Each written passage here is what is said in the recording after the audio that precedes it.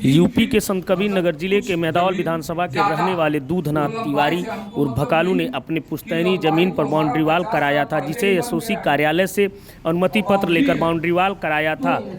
18 से 20 घंटे बाद एसओसी ने दूसरे पक्ष को देखते हुए बाउंड्री वाल गिराने का आदेश पारित कर दिया, जिससे पुलिस ने अनुपालन करते हुए तत्काल बाउंड्री वाल को गिरा दिया, जिससे कूट रचित तरीके से विपक्षियों ने स्थानीय प्रशासन से मिलकर पक्की चहारदीवारी को जेसीबी से रविवार को गिरवा दिया। इस आशय की सूचना पूरे क्षेत्र में चर्चा का विषय बन गया है कि आखिर किसके दबाव में पुश्तैनी जमीन पर बनी चहारदीवारी को तहसील प्रशासन ने गिरवा दिया।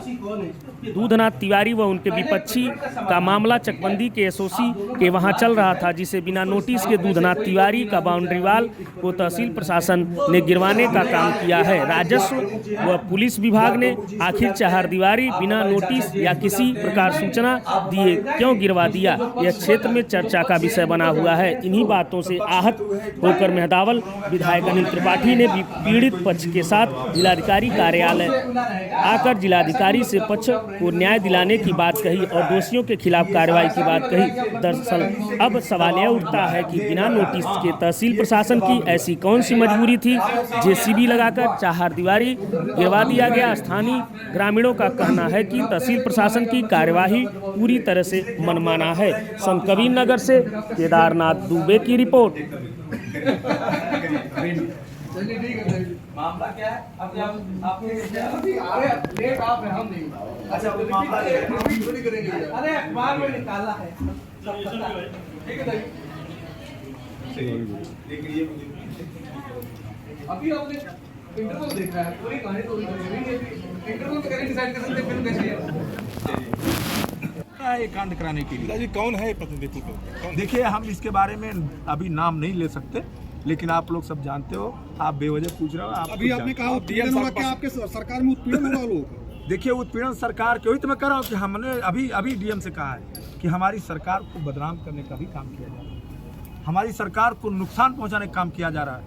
आदरणीय हमारे पूज्य योगी जी महाराज के जो निर्देश हैं, उस निर्देश के विपरीत उन्होंने कहा कि गरीब का कोई उत्पीड़न नहीं होना चाहिए, लेकिन गरीब और महिला दोनों होते हुए भी सुभागी देवी का उत्पीड़न हुआ, उसके साथ अन्याय हुआ और उसके बने बनाए बाउंड्री वाल को बुरी तरीके से क्षतिग्रस्त कर दिया, तोड़ दिया।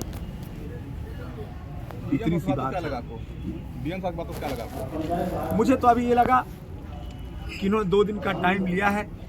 2 दिन के टाइम में इन्होंने ये कहा है कि इसका जो है पूरी जांच करा करके इस पर सही निर्णय लेंगे, लेकिन अभी तक तो उन्होंने गलत निर्णय लिया है।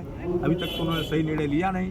अगर उनके पास ही गया तो उन्हें देखना चाहिए था कि 4 तारीख का आर्डर है और तत्काल मुझे नहीं आर्डर करना चाहिए, मुझे उस पक्ष को भी सूचित करना चाहिए, उसका भी पक्ष सुनना चाहिए।